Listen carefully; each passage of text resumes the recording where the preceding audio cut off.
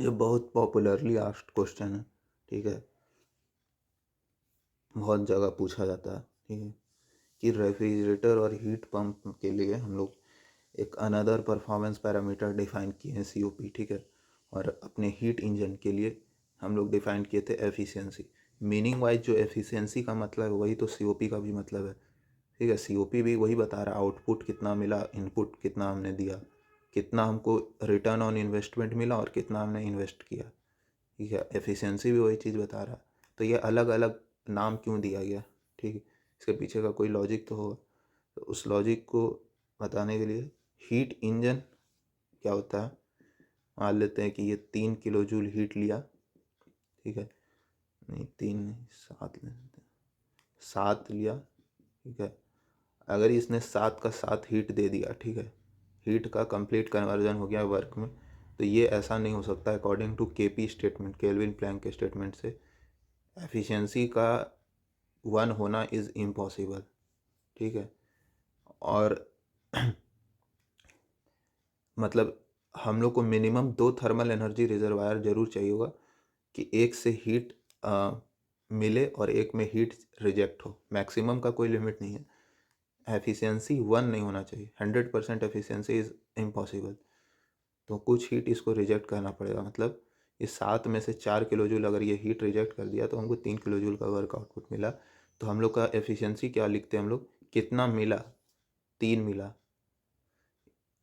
Return on investment 3 है, invest कितना किए, 7, ठीक है। तो ये हो जाता है हम लोग का एफिशिएंसी। अब हीट पंप और हीट इंजन रेफ्रिजरेटर कुछ नहीं है, बस इसी हीट इंजन को उल्टा चला देते हैं, ठीक है। तो इसीलिए हीट पंप को रिवर्स्ड इंजन भी कहा जाता है, ठीक है। ये 3 किलो जूल जो बाहर निकल रहा था उसके बजाय हम लोग इसको दे दिए, और 4 किलो जूल जो ऐसे निकल रहा था और उसको हम लोग सिस्टम को दे दिए, और 7 किलो जूल हम लोग दे दिए, ठीक है। अब यहाँ पे अगर हम लोग एफिशिएंसी ऑफ रेफ्रिजरेटर और हीट पंप कोई अलग अलग डिवाइस नहीं है। गर्मी के सीज़न में हम लोग को एम अलग अलग है। हम लोग को ये रहता है कि अगर हमारा रूम है तो रूम से जो भी हीट है वो बाहर निकले, ताकि रूम मेरा लोअर टेम्परेचर पर मेंटेन रहे। सर्दी में हमारा ऑब्जेक्टिव रहता है कि मेरा रूम के अंदर हीट आए, ठीक है, और मेरा रूम गर्म मेंटेन हो, ठीक है।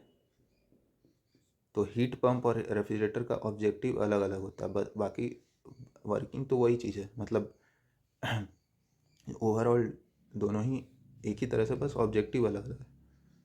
तो अगर हम इसका एफिशिएंसी डिफाइन करें, अगर रेफ्रिजरेटर का एफिशिएंसी डिफाइन करते हैं, ठीक है, तो यहाँ पर हम लोग को ये अगर मेरा रूम है तो रूम से कितना हीट मेरे को बाहर निकालना है, ये हमारा हो गया आउटपुट 4 किलो जूल, ठीक है।